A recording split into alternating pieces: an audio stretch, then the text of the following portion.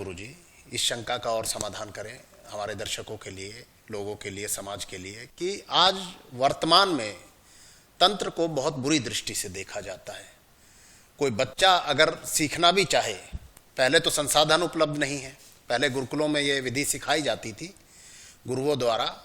अब समाज में गुरुओं का भी चरित्र वैसा नहीं रहा, लेकिन फिर भी मुझ जैसे कुछ सौभाग्यशाली हैं जो वास्तविक आपके संपर्क में हैं। पहले तंत्र का प्राचीन काल में निरंतर प्रयोग होता रहा है, चाहे वो रामायण हो, चाहे महाभारत काल हो। अर्जुन, कर्ण, भगवान श्री कृष्ण, राम, तुलसीदास जी, कबीरदास जी, ये सब उत्तम तांत्रिक थे, तंत्र के उच्च कोटि के ज्ञाता थे। तो देखिए जीवन में वो अचीवमेंट इन्होंने किया कि जो साधारणतः व्यक्ति नहीं कर सकता है। तो आज वर्तमान परिप्रेक्ष्य में तंत्र को आधुनिक रूप में आप कैसे परिभाषित करेंगे और कैसे इसको प्रयोग में लाया जाए, ये मेरा प्रश्न है आपसे। देखिए, यह एक प्रकृति की व्यवस्था है कि जब हम किसी भी अंग का प्रयोग करना बंद कर देते हैं तो वह अंग धीरे धीरे सुषुप्त अवस्था में आता है और कुछ समय बाद विलुप्त हो जाता है। और जब हमारी प्रबल इच्छा शक्ति होती है तो यह प्रबल इच्छा शक्ति हमारे अंगों का विस्तार भी करती है, विकास भी करती है। बाज एक ऐसा पक्षी हुआ करता था जिसके पंख नहीं होते थे और जिसकी आयु मात्र 40 वर्ष थी।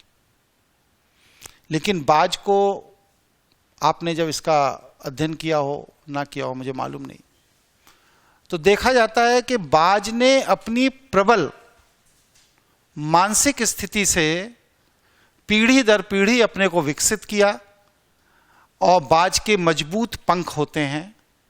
आयु जो उसकी 40 वर्ष की होती थी, वह 40 वर्ष की आयु में आज भी अपने सारे नाखून, अपनी चोंच पत्थर से रगड़ रगड़ के तोड़ देता है।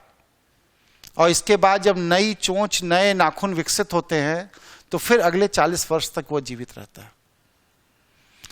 तो तंत्र की जो विधा है, तंत्र का जो ज्ञान है, ये पिछले 200 सालों से लगभग विलुप्त हो गया।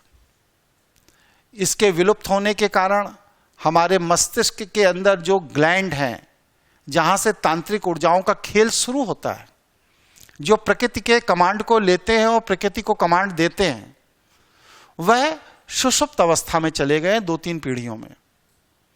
अगर हमें तंत्र की साधना करनी है तो लगभग 7 वर्ष का समय लगेगा।